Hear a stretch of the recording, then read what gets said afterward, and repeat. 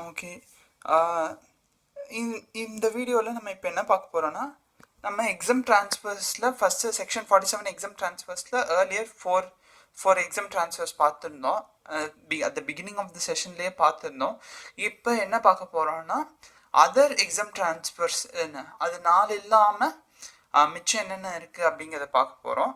அதனால என்னென்னா, first ஹெச்யூஎஃப்லேருந்து complete R partial பார்ட்டிஷனில் வந்து ஏதாவது ஒரு கூட்ஸ் ஏதோ ஒரு அசெட் வந்து மெம்பர்ஸ்க்கு ட்ரான்ஸ்ஃபர் ஆச்சுன்னா அது எக்ஸம்ப்ட்டு.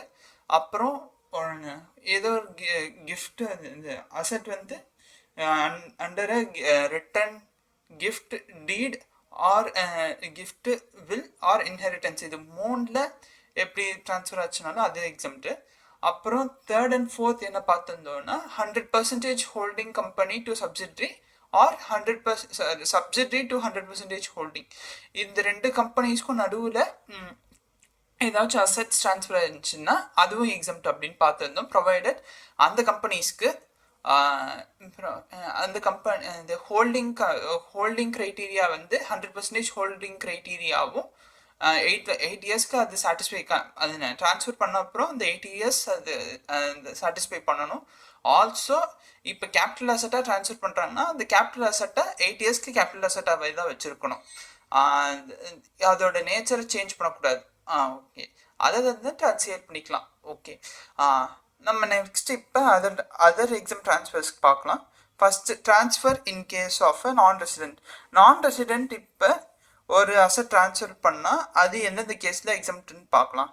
ஃபஸ்ட்டு என்னென்ன கொடுத்துருக்காங்கன்னா, bonds or GDRs in as per section 115 BAC bonds or GDR as per 115 AC rupee denominated bonds, okay, of Indian company, government securities with periodic interest. Okay, இந்த 3 அசட்டுமே ஒரு நான் ரெசிடென்ட்லேருந்து இன்னொரு நான் ரெசிடென்ட்டுக்கு போனால் அது ட்ரான்ஸ்ஃபர் ஆகணும். இது வந்து இந்த டிரான்சாக்ஷன் வந்து அவுட் சைட் இந்தியாவில் நடக்கணும். ஓகே, இப்படி நடந்தால் இது எக்ஸம்ப்ட். இதில் கவர்மெண்ட் செக்யூரிட்டிஸ்க்கு மட்டும் இன்னும் அடிஷ்னலாக ஒரு பாயிண்ட் இருக்குது. என்னன்னா, அது இந்த டிரான்சாக்ஷன் ஒரு இன்டர்மீடியரி மூலியமாக நடக்கணும் அப்படின்னு சொல்கிறாங்க. Okay, next bonds. இப்போ அதுலேயே நான் ரெசிடென்ட்டுக்கு இன்னொரு பாயிண்ட் கண்டினியூ ஆகுது. பாண்ட்ஸ் ஆர் ஜிடிஆர், இது சொன்னதே தான். Bonds or GDR as per 115 AC rupee denominated bonds of Indian company, rupee denominated bonds, அதை நம்ம RDBன்னு சொல்லிக்கலாம். ஓகே, அப்புறம் டெரிவேட்டிவ்ஸ், அதுக்கப்புறம் அதர் நோட்டிஃபைட் செக்யூரிட்டிஸ் 9 செக்யூரிட்டிஸ் கொடுத்துருக்காங்க. நம்ம இது ரொம்ப இம்பார்ட்டன்ட் இல்லை. அதர் நோட்டிஃபைட் செக்யூரிட்டிஸ் தான் அது எக்ஸாம்பிள் மென்ஷன் பண்ணுவாங்க அப்படிங்கிற மாதிரி சார் சொன்னார். ஓகே, இது எல்லாமே ஒரு நான் ரெசிடென்ட் வந்து இது ஐஎஃப்எஸ்சியில் இருக்கிற ரெக்கக்னைஸ் ஸ்டாக் எக்ஸ்சேஞ்சில் அது ட்ரான்சாக்ட் பண்ணணும். ஆல்சோ அதோட கன்சிடரேஷன் வந்து ஃபாரின் கரன்சியில் வந்து பேயபிளாக இருக்கணும். ஓகே, இப்படி இருந்துச்சுன்னா இந்த ட்ரான்ஸ்ஃபரும் வந்து எக்ஸம்ப்ட் ஆயிரும். Okay, that's all this section. நம்ம நெக்ஸ்ட் செக்ஷன் போகலாம். நம்ம ஃபஸ்ட்டு இந்த நான் ரெசிடென்ட் கேஸில் பார்த்தோம்ல, இதில் ஃபஸ்ட்டு இது 3மே வந்து பாண்ட்ஸ் ஆர் ஜிடிஆர், இது section 47(7)A. Next rupee denominated bond வந்து 47(7)AA. அப்புறம் government securities with periodic interest 47(7)B. Okay, next இந்த ஸ்டாக் எக்ஸ்சேஞ்சில் நடக்கணும், இந்த ரெக்கக்னைஸ் ஸ்டாக் எக்ஸ்சேஞ்ச் இன் ஐஎஃப்எஸ்சியில் நடக்கணும் அப்படிங்கிற டிரான்சாக்ஷன் நடக்கணும் அப்படிங்கிற எக்ஸம்ப்ஷன் வந்து 47(7)AB. இந்த செக்ஷன்ஸ் தான் கொடுத்துருக்காங்க. நெக்ஸ்ட்டு நம்ம 47(8) சப்செக்ஷன் 8க்கு போகலாம். அதில் என்ன சொல்லியிருக்காங்கன்னா, ஒரு ஃபேர்ம்லேருந்து ஒரு கம்பெனிக்கு ஃபேர்ம் வந்து ஒரு கம்பெனியாக சேஞ்ச் ஆகுதுன்னா அப்போ கேபிட்டல் கெயின் அப்ளிகபிளா அப்படின்னு கேட்டால் அது எக்ஸம்ப்ட் ஆயிரும். கேபிட்டல் கெயின் இது அப்ளிகபிளான்னு கேட்டால் அது எக்ஸம்ட் ஆயிரும். பட் அதுக்கு ஃபாலோயிங் அதுக்கு அந்த ஃபார்ம் வந்து ஃபாலோயிங் அந்த டிரான்சாக்ஷனில் அந்த டிரான்ஸ்ஃபரில் ஃபாலோயிங் க்ரைட்டீரியா வந்து சாட்டிஸ்ஃபை பண்ணணும். என்னன்னா 4 இருக்குது, 4 க்ரைட்டீரியா கொடுத்துருக்காங்க. ஃபார்மில் இருக்கிற எல்லா அசட்ஸ் அண்ட் லைபிலிட்டிஸும் கம்பெனிக்கு ட்ரான்ஸ்ஃபர் ஆகிருக்கணும். செகண்ட் பாயிண்ட் என்னன்னா பார்ட்னர்ஸ், இப்போ எக்ஸிஸ்டிங்காக இருக்கிற பார்ட்னர்ஸ் எல்லாமே கம்பெனியில் போய் கம்பெனியில் மெம்பர் ஆகணும். அந்த மெம்பர் அவங்களோட ஷேர் ஹோல்டிங் பேட்டர்ன் என்ன பார்ட்னர்ஷிப் ஃபார்மில் என்ன இருந்துச்சோ அதே தான் வந்து அதுலேயும் இருக்கணும். அதே போர்ஷனில் தான் இருக்கணும், அதே ப்ரொப்போர்ஷனேட்டாக தான் இருக்கணும் அப்படின்னு சொல்கிறாங்க. இப்போ ஏபிசின்னு 3 பேர் இருக்காங்கன்னா அவங்களுக்கு 50-30-20 அப்படின்னு பார்ட்னர்ஷிப் ஃபார்மில் ஷேர் கேபிட்டல் ஹோல்ட் பண்ண சாரி 50-30-20 கேபிட்டல் ப்ரொப்போர்ஷன் இருந்துச்சுன்னா அது கம்பெனியாக சேஞ்ச் ஆகும் போது அதே 50-30-20 தான் ஷேர் கேபிட்டல் இஷ்யூ பண்ணியிருக்கணும். ஓகே, நெக்ஸ்ட் ஷேர் கேபிட்டல் மட்டும்தான் இஷ்யூ பண்ணணும். அதர் தென் தட் வேறு எதுவும் இஷ்யூ பண்ணக்கூடாது. ஓகே, இப்போ பார்ட்னர் வந்து ஒன்ஸ் மெம்பர் ஆன அப்புறம் நெக்ஸ்ட் 5 இயர்ஸ்க்கு கம்பெனியோட 50% ஷேர் அவங்களோட ஓட்டிங் பவர் இருக்கு. இப்போ 100% பிகினிங்கில் இருக்கும்போது அவங்க எல்லாருமே தான் அந்த ஷேர்ஸ் அக்வைர் பண்ணுறாங்க. ஸோ அவங்களோட ஓட்டிங் பவர் 100% இருக்கும் அந்த பிகினிங். ஆனால் அதுக்கப்புறம் நெக்ஸ்ட் வர்ற 5 இயர்ஸில் அது அவங்களோட ஷேர் ஹோல்டிங் பேட்டர்ன் வந்து அது ஓட்டிங் பவர் வந்து 50% இப்போ எக்ஸிஸ்டிங் ட்ரான்ஸ்ஃபர் ஆகும் போது சேஞ்ச் ஆகும் போது என்ன ஷேர் ஹோல்டர்ஸாக இருக்கிறாங்களோ அவங்களோட ஓட்டிங் பவர் 50%ஆவது மெயின்டைன் ஆகிருக்கணும். 50% கம்மியாக இருந்துச்சுன்னா it will be taxable. Okay, நம்ம நெக்ஸ்ட் செக்ஷன் போகலாம். நம்ம ஒரு இல்லஸ்ட்ரேட்டிவ் கேஸ் பார்க்கலாம். இந்த பார்ட்னர்ஷிப் டு ஃபார்ம் அந்த கேஸில் ஃபார்ம் டு கம்பெனி அந்த கேஸில் என்ன நடக்குது அப்படிங்கிறது பார்க்கலாம். சப்போஸ் இப்போ பிகினிங்கில் அவங்களுக்கு அது ஃபார்மில் ஏபிசிங்கிற பார்ட்னர்ஸ்க்கு 10 lakh 5 lakh 20 lakh 2 lakh இப்படி 3 பேருக்கும் ஷேர் கேபிட்டல் டிவைடடாக இருக்குது. இதே ஆஃப்டர் கன்வர்ஷன் இப்போ ரெண்டு பேர் அட்மிட் ஆகுறாங்க, 2 பேர் உள்ளே வர்றாங்க, டிஎன்இ அப்படிங்கிறவங்க உள்ளே வர்றாங்க. அப்படிங்கும்போது அவங்களுக்கு ஷேர் கேபிட்டல் இஷ்யூ பண்ணும்போது 20 lakh 10 lakh 4 lakh அப்படின்ட்டு இன்டூ 2 கொடுக்குறாங்க. ஓகே, அது இல்லாமல் in addition to that TNE அப்படிங்கிறவங்களுக்கு 7 lakh and 3 lakh respectively share capital issue பண்ணுறாங்கன்னா இது எல்லாத்தையுமே ஆட் பண்ணும்போது 44 lakh வருது. 44 lakhோட 50% 22 lakh. இவங்களோட 3 பேரோட ஷேர் கேபிட்டல் ஆட் பண்ணால் 3 பேரோட ஷேர் கேபிட்டல் ஆட் பண்ணால் 34 lakh வருது. ஓகே, அண்ட் ஆல்சோ இஃப் சிலேருந்து பிக்கு ட்ரான்ஸ்ஃபர் பண்ணால் ஷேர்ஸ் ட்ரான்ஸ்ஃபர் பண்ணால் இப்போ ஏர்லியர் இருக்கிற மெம்பர்ஸோட ஸ்டேக் ஆட் பண்ணால் போதும். அவங்களுக்குள்ளே ட்ரான்ஸ்ஃபர் ஆகிருக்கா அப்படிங்கிறதெல்லாம் நம்ம பார்க்க தேவையில்லை. ஸோ அப்படி பார்க்கும்போதும் இந்த க்ரைட்டீரியா சாட்டிஸ்ஃபை ஆகும்.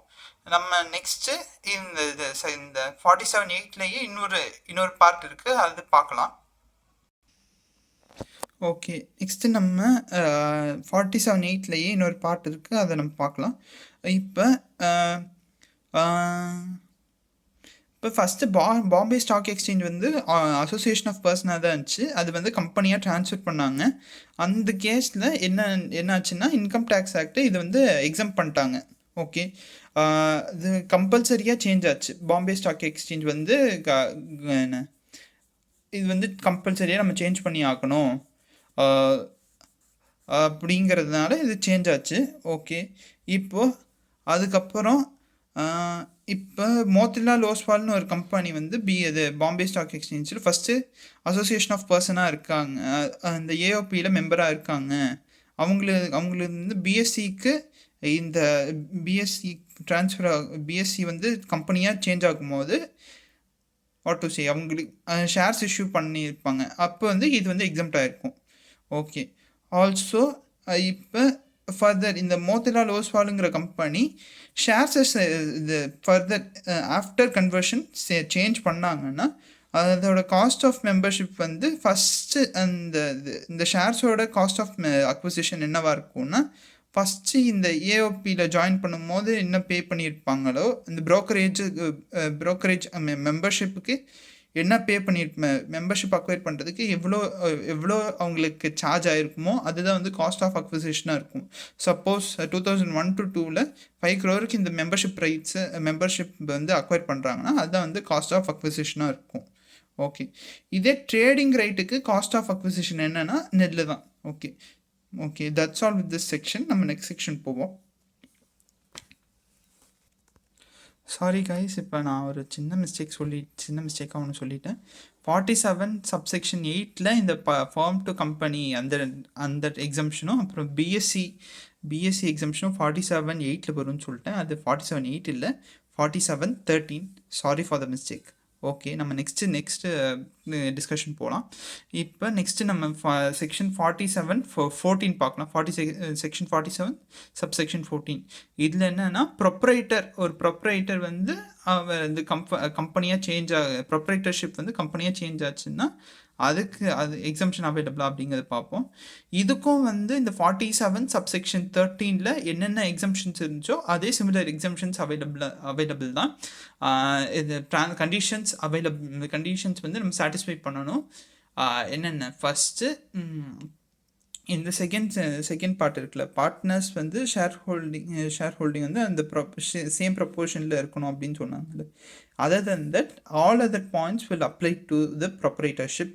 என்னென்ன let's say one by one. In assets and liabilities of proprietorship should be transferred to company. First point. Second point என்னன்னா அந்த ஈக்விட்டி ஷேர் கேபிட்டல் மட்டும்தான் இஷ்யூ பண்ணணும். தேர்ட் பாயிண்ட்டு இப்போ ஆஃப்டர் கன்வர்ஷன் இந்த ப்ரொப்ரைட்டரோட ஆஃப்டர் கன்வர்ஷன் ப்ரொப்ரைட்டரோட ஈக்விட்டி கேபிட்டல் வந்து equity proportion, that is voting power வந்து 50% ஆகாவது for the next 5 years maintain ஆகணும். Okay, that's all with this subsection. That's all with this section 47(14). Okay. Next section 47(13)(b) நம்ம discuss பண்ணலாம். இதில் என்ன சொல்கிறாங்கன்னா, ஒரு ஸ்மால் கம்பெனி வந்து அவங்களுக்கு பெருசாக டிரான்சாக்ஷன்ஸ் எதுவும் இல்லைன்னா கம்பெனியாக இருக்கிறதுல அவங்களுக்கு நிறையா டிஸ்அட்வான்டேஜஸ், நிறையா காம்ப்ளிகேஷன்ஸ், நிறையா ஃபைலிங்ஸ், அந்த மாதிரி நிறையா லீகல் ப்ரொசீஜர்ஸ் ஹெவியாக இருக்கும். ஸோ அதுலேருந்து அவங்களுக்கு இப்போ எல்எல்பியாக கன்வெர்ட் பண்ணுறதுக்கு ஒரு ஆப்ஷன் கொடுத்துருக்காங்க. எல்எல்பியாக கன்வெர்ட் ஆனால் அவங்களுக்கு காம்ப்ளிகேஷன்ஸ் கம்மியாகும் கொஞ்சம். ஓகே, இப்போ எல்எல்பியாக ட்ரான்ஸ்ஃபர் பண்ணால் அவங்களுக்கு எக்ஸம்ஷன் இருக்கான்னு கேட்டால் இருக்குது. அதில் இதே மாதிரி அவங்களுக்கு இந்த சிமிலர் செட் ஆஃப் கண்டிஷன்ஸ் நம்ம சாட்டிஸ்ஃபை பண்ணணும். அது நம்ம ஒவ்வொன்றா பார்க்கலாம். First all assets and liabilities இந்த கம்பெனியோட ஆல் அசட்ஸ் அண்ட் லயபிலிட்டிஸ் எல்எல்பிக்கு ட்ரான்ஸ்ஃபர் ஆகணும். செகண்டு, ஷேர் ஹோல்டர்ஸ் எல்லாமே வந்து பார்ட்னர் ஆகணும். அவங்களுக்கு இந்த ப்ரொப்போர்ஷன் ஆஃப் ஷேர் ஹோல்டிங், இந்த கம்பெனியில் என்ன ஷேர் ஹோல்டிங்கில் ப்ரொப்போர்ஷன் மெயின்டைன் பண்ணிட்டு இருந்தாங்களோ அதே ப்ரொப்போர்ஷனில் கேபிட்டல் அண்டு அது கேபிட்டல் ப்ராஃபிட் ஷேரிங் ரேஷியோ இது ரெண்டுமே வந்து கொடுத்துருக்கணும். தேர்டு, அப்புறம் இந்த அவங்களுக்கு கேபிட்டலும் அந்த ஷேர் ஹோல்டர்ஸ்க்கு கேபிட்டலும் ப்ராஃபிட் ஷேரிங் ரேஷியோ மட்டும்தான் கொடுக்கணும். அதர் தென் தட் எதுவும் கொடுக்கக்கூடாது. ஓகே, அப்புறம் நெக்ஸ்ட்டு 50% ஸ்டேக் வந்து இந்த 50% கேபிட்டல் 50% ப்ராஃபிட் ஷேரிங் ரேஷியோ வந்து of the existing partners in the LLP next 5 yearsக்கு வந்து மெயின்டைன் ஆகணும். ஓகே, அப்புறம் லாஸ்ட் 3 இப்போ இந்த இயர் கன்வெர்ட் பண்ணுறோம்னா அதுக்கு இப்போ லாஸ்ட் 3 ப்ரீவியஸ் இயர்ஸ் அவங்களோட டர்ன் ஓவர் வந்து 60 lakhsக்கு தாண்டக்கூடாது. ஓகே, நெக்ஸ்ட்டு லாஸ்ட் 3 ப்ரீவியஸ் இயர்ஸில் அவங்களோட டோட்டல் வேல்யூ ஆஃப் அது புக் வேல்யூ, அசட்ஸோட புக் வேல்யூ வந்து 5 crore தாண்டக்கூடாது.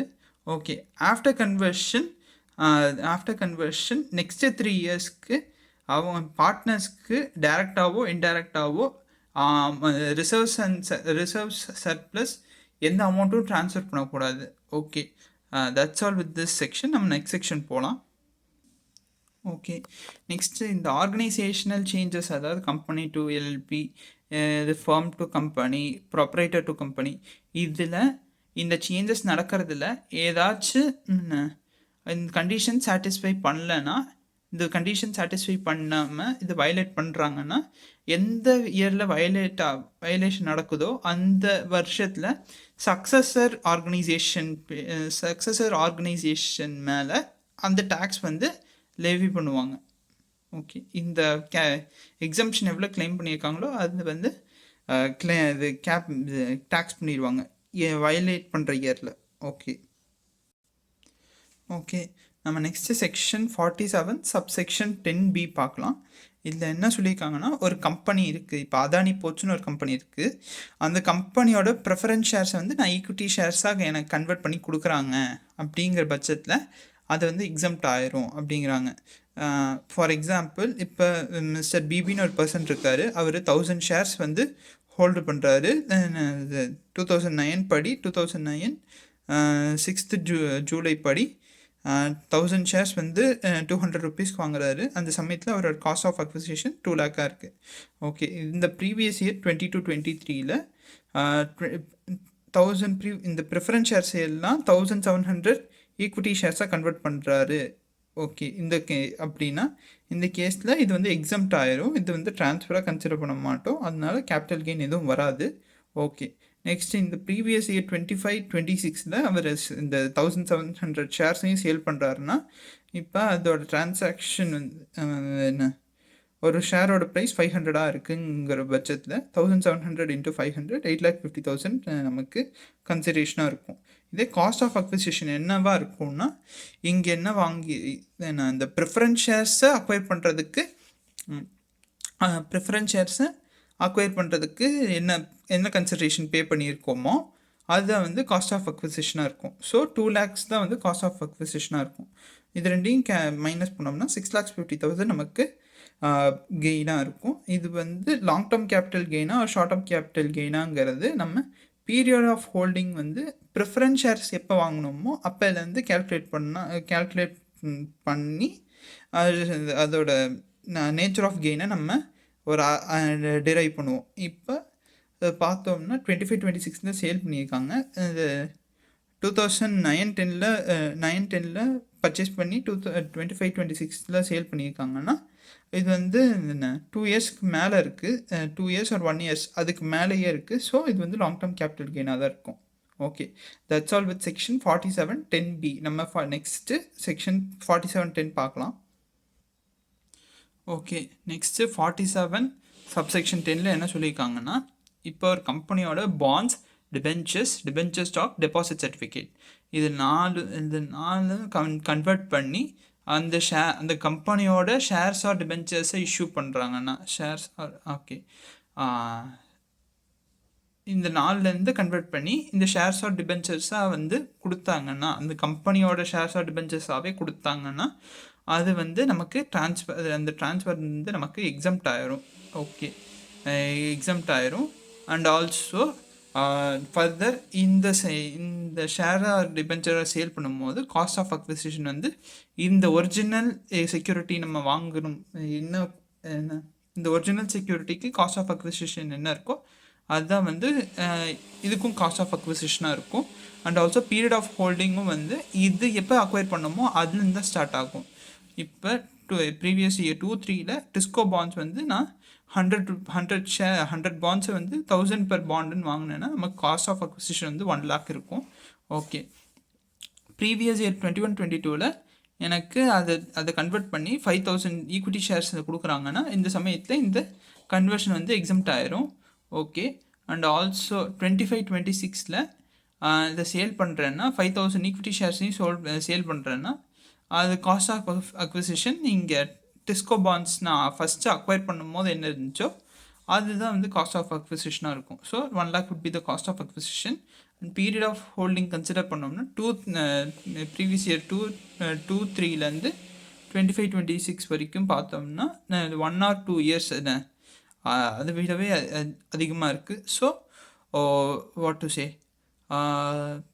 இது வந்து எக்ஸம்ட், அது லாங் டேர்ம் கேபிட்டல் கெயின் அதை கன்சிடர் பண்ணுவாங்க. ஓகே, நம்ம நெக்ஸ்ட் ப்ரொவிஷன் பார்க்கலாம்.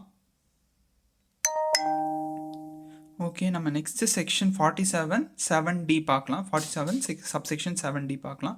இதில் என்ன சொல்கிறாங்கன்னா, இப்போ நம்ம கோல்டுலேருந்து இஜிஆராக கன்வெர்ட் பண்ணாலோ இல்லை இஜிஆர்லேருந்து கோல்டாக கன்வெர்ட் பண்ணாலோ, EGR means electronic gold receipt. அது என்ன கான்செப்ட்னா, இப்போ electronic gold ரெசிப்ட்டுங்கிறது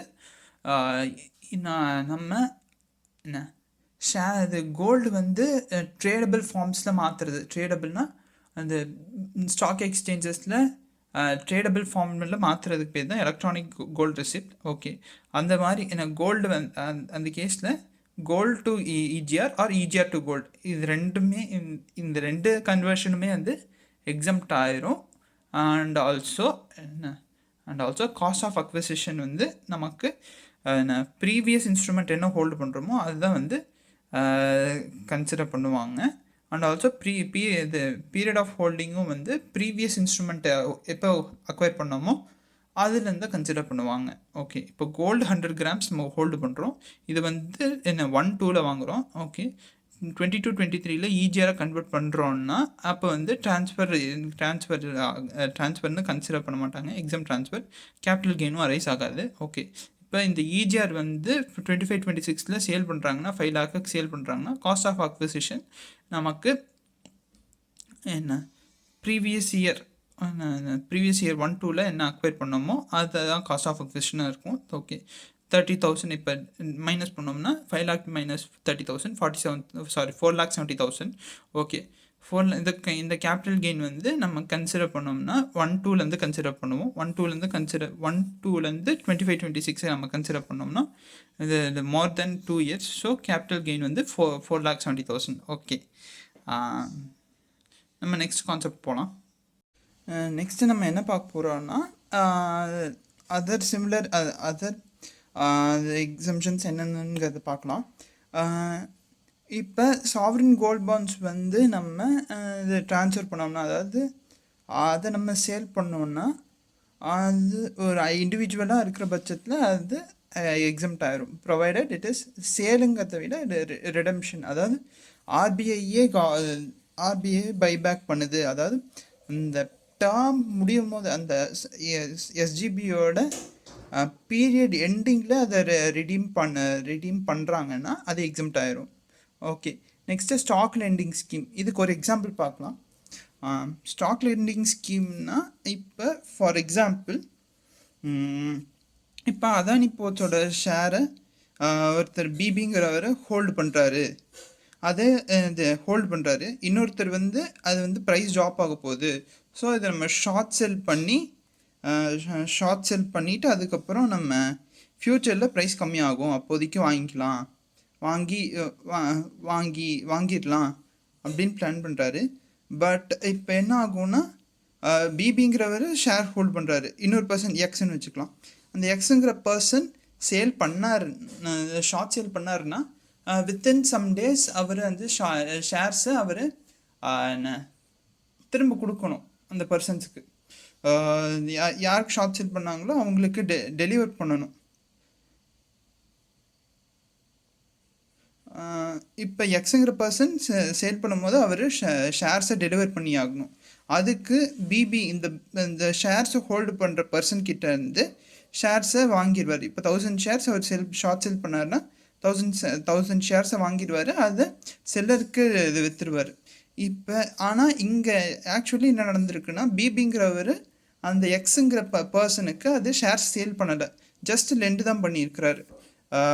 under an agreement என்னன்னா, பிபிக்கு எக்ஸுங்கிற பர்சன் ஷேர் பிபிங்கிறவர் எக்ஸுங்கிற பர்சனுக்கு ஷேரை கொடுத்துருவார். After sometimes after particular number of days, அதாவது 30 days அப்படின்னு வச்சுக்கிட்டோம்னா 30 daysக்கு அப்புறம் ஷேரை ரிட்டர்ன் பண்ணி ஆகணும். இந்த கேஸில் பிபிங்கிறவர் ஷேரை எக்ஸுக்கு சேல் பண்ணலை, பட் லென் பண்ணியிருக்காரு, திருப்பி நீங்கள் எனக்கு கொடுத்துடணும், எக்ஸுங்கிற பர்சன் எனக்கு திருப்பி கொடுத்துருவாரு அப்படிங்கிற அண்டர்ஸ்டாண்டிங்கில் லென் பண்ணியிருக்காரு. ஸோ இங்கே ஆக்சுவல் சேல் எதுவும் நடக்கலை. ஸோ இது வந்து ட்ரான்ஸ்ஃபராக கன்சிடர் பண்ண மாட்டாங்க. பட் இதில் பிபி ரிசீவ் பண்ணுற இந்த லெண்டிங் ஃபீஸ் இருக்குல்ல, அது ஐஎஃப்ஓஎஸில் டேக்ஸ் ஆகும். கேபிட்டல் கெயின்ஸில் எந்த டேக்ஸும் வராது. Okay. Next sovereign gold bond exemption இந்த செக்ஷன் நம்பர் வந்து 47(7)C, இது 47(15) ஸ்டாக் லெண்டிங் ஸ்கீம். இந்த ஸ்டாக் லெண்டிங் ஸ்கீமில் இப்போ என்ன சொல்லியிருக்காங்க, அந்த லெண்டிங் டிரான்சாக்ஷன், அந்த lending BB to that person, பிபிலேருந்து எக்ஸுக்கு ட்ரான்ஸ்ஃபர் ஆச்சுன்னா பிபிக்கு எந்த கேபிட்டல் கெயின்ஸும் அரைஸ் ஆகாது அப்படின்னு சொல்கிறாங்க. ஓகே, ப்ரொவைடட் அது செபி ஆர் ஆர்பிஐ கைட்லைன்ஸ் படி நடந்திருக்கணும். Okay. Transfer of work of art, அதாவது இப்போ நம்மள்ட்ட ஒரு ப்ரெஷியஸான ஆப்ஜெக்ட்ஸ் இருக்குது, அதாவது ஒரு சிற்பம் இருக்குது, இல்லை ஒரு வரைபடம்ங்கிறத விட பெயிண்டிங்ஸ் இருக்குது, இல்லை சிமிலர் ப்ரிஷியஸ் திங்ஸ் நம்மள்ட்ட இருக்குது.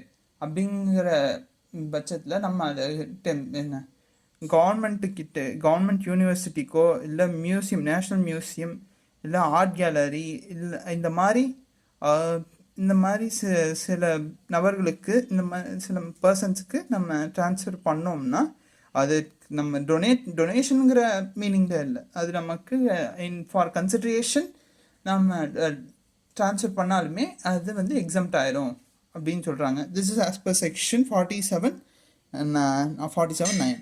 ஓகே, நெக்ஸ்ட் கான்செப்ட் போகலாம். இப்போ transfer of capital asset under reversed mortgage. Okay, reversed மார்ட்கேஜ்னா ஃபார் எக்ஸாம்பிள், இப்போ ஒரு சீனியர் சிட்டிசன் இருக்காங்க. சீனியர் சிட்டிசன் அவங்களோட பசங்க வந்து சீனியர் சிட்டிசன் வந்து கேர் பண்ணிக்க மாட்டேங்கிறாங்க. அப்படிங்கிற பட்சத்தில் இவங்களுக்கு ஒரு வீடு இருக்குது. அந்த வீடை பேங்க் கூட ஒரு அண்டர்ஸ்டாண்டிங்க்கு வராங்க இந்த சீனியர் சிட்டிசன். நீங்கள் அன்டில் அவர் லைஃப் நீங்கள் நாங்கள் உயிரோடு இருக்கிற வரைக்கும் எங்களுக்கு ஒரு மந்த்லி ஒரு ஃபிக்ஸ்டு அமௌண்ட் கொடுங்க, ஒரு பென்ஷன் மாதிரி. After the end of that period நீங்கள் எங்கள் காலத்துக்கு அப்புறம் நீங்கள் அந்த ஹவுஸ் எடுத்துக்கோங்க. அது வரைக்கும் நீங்கள் இந்த கன்சிடரேஷன், இந்த மந்த்லி கன்சிடரேஷன்ஸ் வந்து உங்களுக்கு அந்த பேமெண்ட்டாக இருக்கும். ஓகே, அதாவது மந்த்லி ஒரு 10,000 ஃபார் எக்ஸாம்பிள், 10,000 நான் ஒரு எக்ஸாம்பிளுக்கு சொல்கிறேன். 10,000 மந்த்லி நாங்கள் அன்டில் ஆர் டெத் வந்து எங்களுக்கு நீங்கள் ட்ரான்ஸ்ஃபர் பண்ணுங்கள். ஆஃப்டர் ஆர் டெத் நாங்கள் அமௌண்ட்டை இந்த ஹவுஸை நீங்கள் எடுத்துக்கோங்க அப்படின்னு ஒரு அண்டர்ஸ்டாண்டிங்க்கு வராங்க. ஸோ இந்த கேஸில் பேங்க்குக்கு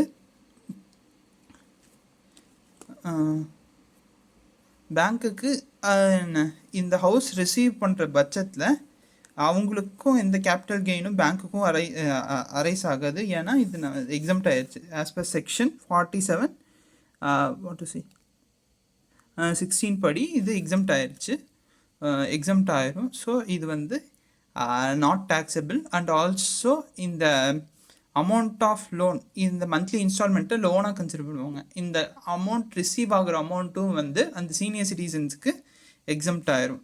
this under section 1043. Okay, next இது நம்ம பிஸ்னஸ் ட்ரஸ்ட் அந்த டாப்பிக்கோடு படிக்கலாம். நெக்ஸ்ட்டு நம்ம 1 minute பார்க்கலாம். Okay, next as per section 47(6)CA என்ன சொல்கிறாங்கன்னா, இப்போ ஒரு கோஆப்ரேட்டிவ் பேங்க் இருக்குது. அந்த கோஆப்ரேட்டிவ் பேங்க்கு ஒரு பிஸ்னஸ் ரீஆர்கனைசேஷன் அண்டர்கோயிங்கில் இருக்குன்னா, இப்போ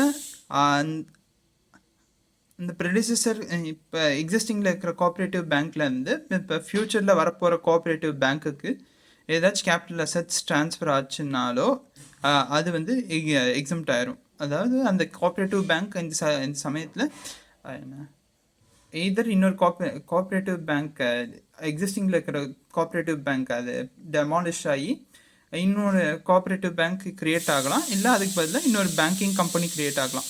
அந்த கம்பெனிக்கு கேபிட்டல் அசெட்ஸ் ட்ரான்ஸ்ஃபர் ஆச்சுன்னா it would B exempt. Okay, next அதே சிமிலர் கோஆப்ரேட்டிவ் பேங்க் பிஸ்னஸ் ஆர்கனைசேஷனில் ஒரு ஷேர் ஹோல்டர்ஸ்க்கு ஷேர் ட்ரான்ஸ்ஃபர் பண்ணுறாங்க அப்படின்னா ட்ரான்ஸ்ஃபர் பண்ணுறாங்க. இன் கன்சிடரேஷன் ஃபார் தட் இன்னொரு அந்த புது ரிக்ரியேட் ஆகிற கோஆப்ரேட்டிவ் பேங்க்லேயோ இல்லை அந்த பேங்கிங் கம்பெனிலேயோ ஏதாச்சும் ஷேர்ஸ் அலாட் ஆகுது. அதாவது ப்ரெடிசஸர் பேங்க்கில் ஷேர் ட்ரான்ஸ்ஃபர் பண்ணுறாங்க. அதுக்கு இன் கன்சிடரேஷன் புது கம்பெனியில் ஷேர்ஸ் அலாட் ஆகுதுன்னா அந்த ட்ரான்ஸ்ஃபரும் வந்து எக்ஸம்ட் அப்படின்னு சொல்கிறாங்க.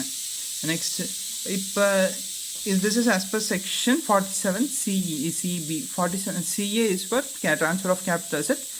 CB is 6CB is for transfer of shares by a shareholder. Okay, next 47 7AE என்ன சொல்கிறாங்கன்னா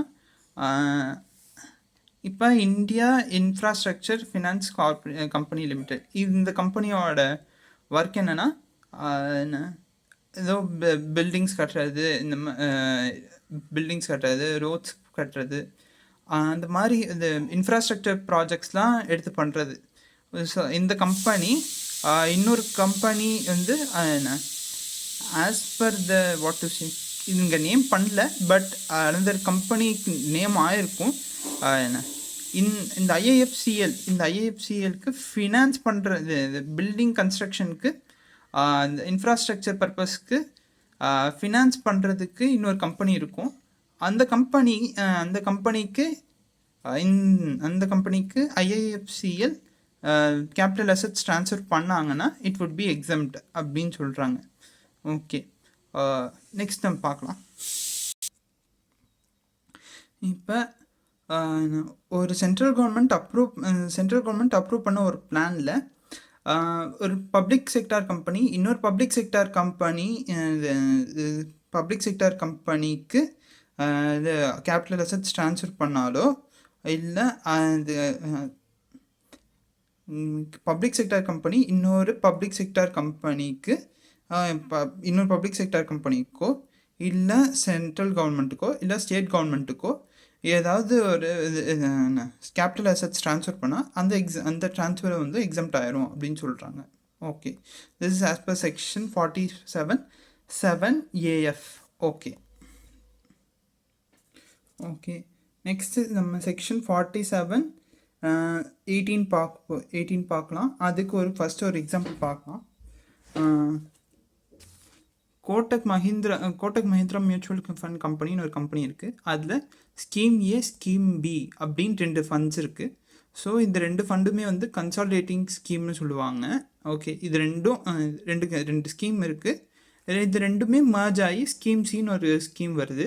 ஸோ இந்த ஏர்லியராக இருக்கிற ஸ்கீம், இந்த 2 ஸ்கீம் பேரும் கன்சாலிடேட்டிங் ஸ்கீம்னு சொல்லுவாங்க. அண்ட் ஆல்சோ இது வந்து கன்சாலிடேட்டட் ஸ்கீம்னு சொல்லுவாங்க. ஸோ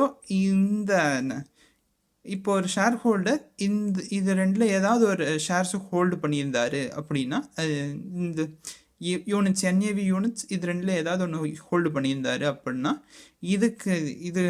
இது ரிலீஸ் பண்ணிவிட்டு ஸ்கீம் சியில் அவருக்கு ஒரு புதுசாக ஒரு யூனிட் வருதுன்னா NAV யூனிட் ஒன்று இஷ்யூ பண்ணுறாங்கன்னா அந்த ட்ரான்ஸ்ஃபர் வந்து எக்ஸம்ட் ஆயிரும்.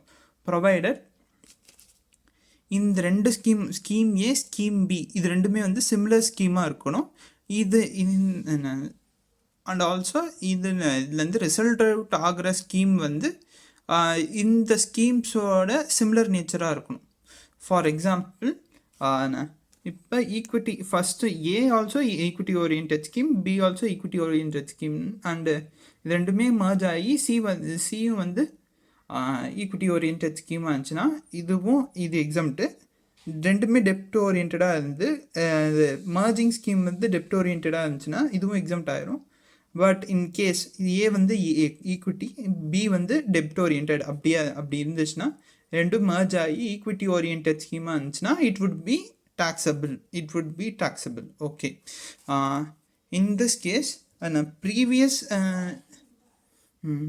புக்கில் பார்க்கலாம், அதே தான் சொல்லியிருக்காங்க. Mutual fund units holder consolidating ஸ்கீம்லேருந்து கன்சால்டேட்டிங் ஸ்கீமில் இந்த யூனிட்ஸை ஃபர்கோ பண்ணிவிட்டு அதுக்கு இன் கன்சிடரேஷன் கன்சாலிடேட்டட் ஸ்கீமில் யூனிட்ஸ் அக்வயர் பண்ணுறாருன்னா it would be exempt provided consolidation be of 2 or more schemes of equity oriented fund and other than equity oriented fund. Okay. Cost of acquisition என்னன்னா in future சேலுக்கு இந்த scheme சீல இருக்கிற unit sale பண்ணுறதுக்கு cost of acquisition என்னன்னா இது ரெண்டில் ஏதோ ஒன்று அக்வயர் பண்ணுறதுக்கு இது ஃபண்ட்ஸ் இது காஸ்ட் இன்கர் பண்ணியிருப்பாங்களா அந்த காஸ்ட்டு தான். அண்ட் ஆல்சோ பீரியட் ஆஃப் ஹோல்டிங்கும் இதை எப்போ ஹோல்டு பண்ண ஸ்டார்ட் பண்ணாங்களோ அப்போலேருந்து தான் கேல்குலேட் ஆகும். ஓகே. நெக்ஸ்ட்டு அதே தான் கொடுத்துருக்காங்க. Cost of acquisition is same as the cost of acquisition in consolidating scheme. Period of ஹோல்டிங்கும் வந்து from okay include period and consolidating scheme. Okay. Next scheme பார்த்தோம். இங்கே இது 47/18 இது 47/19. 47/19 என்ன சொல்கிறாங்கன்னா பிளான் இது கன்சாலிடேட்டிங் ஸ்கீம் சொல்லுது, கன்சாலிடேட்டிங் பிளான் சொல்லுது. இப்போ பிளான்னா என்னென்னா இப்போ ஃபஸ்ட்டு இப்போ என்ன in mutual fund plan there are different plans. Dividend plan இருக்கும், க்ரோத் பிளான் இருக்கும், ஹைப்ரிட் பிளான் இருக்கும், இன்கம் பிளான், இந்த மாதிரி டிஃப்ரெண்ட் பிளான்ஸ் இருக்குது. இப்போ டிவிடெண்ட் பிளானில் இருக்கிற யூனிட்ஸை பைபேக் பண்ணிவிட்டு அதுக்கு இன் கன்சிடரேஷன் க்ரோத் பிளானை அக்வயர் பண்ணுறாங்க. அப்படின்னா அக்வயர் மீன்ஸ் என்ன கொடுக்குறாங்க. இப்போ ஒரு இன்வெஸ்டர் இருக்கார். இப்போ Kotak Mahindra mutual fund dividend பிளானை வந்து அபாலிஷ் பண்ணிவிட்டு அதுக்கு பதிலாக க்ரோத் பிளானை வந்து கொண்டு வராங்க அப்படின்னா it would be exempt provided இது ரெண்டுமே வந்து சிமிலர் நேச்சராக இருக்கணும். இது ஈக்விட்டியாக இருந்தால் இதுவும் ஈக்விட்டியாக இருக்கணும், இது டெப்டாக இருந்தால் இதுவும் டெப்டாக இருக்கணும். சப்போஸ் இது டெப்டாக இருந்து இது ஈக்விட்டியாக இருந்தால் it would be taxable. Okay. And also இது ஈக்விட்டியாக இருந்து இது டெப்டாக இருந்துச்சுன்னா it also would be taxable. Okay. அதே தான் இங்கே கொடுத்துருக்காங்க. Exemption under 47/19 allowed only if equity oriented fund another plan of same nature debt to another same nature இருக்கிற இன்னொரு பிளானோட மர்ஜ் ஆச்சுன்னா தான் நமக்கு எக்ஸம்ஷன் இருக்கும் அப்படிங்கிறாங்க. ஓகே. ஓகே. நெக்ஸ்ட்டு என்ன பார்க்க போகிறோன்னா இப்போ ஒரு பப்ளிக் செக்டார் கம்பெனி இருக்குது. பப்ளிக் செக்டார் கம்பெனி ஒரு ஜாயிண்ட் வெஞ்சரில் இருக்கிற உங்களோட stack R interest what ever அதை வந்து ட்ரான்ஸ்ஃபர் பண்ணுறாங்க.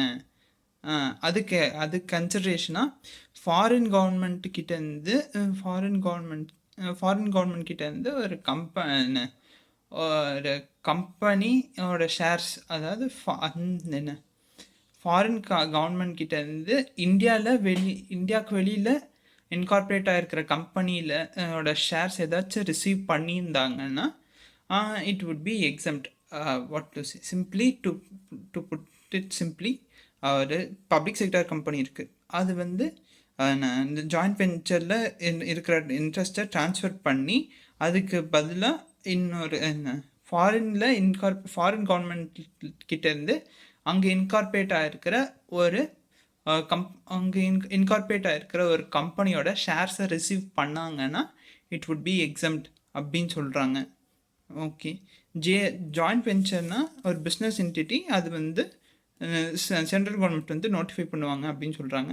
அந்த ஷேர்ஸ் வந்து இது ஃபாரின் கம்பெனி, இந்த இந்தியாவுக்கு வெளியில் இன்கார்பரேட் ஆகிருக்கிற அந்த கம்பெனியோட ஷேர்ஸு அக்வயர் பண்ணுறது எப்படி இருக்கணும்னா அந்த கவர்மெண்ட்டோட அந்த கண்ட்ரியோட லாஸ் படி இருக்கணும் அப்படின்னு சொல்கிறாங்க.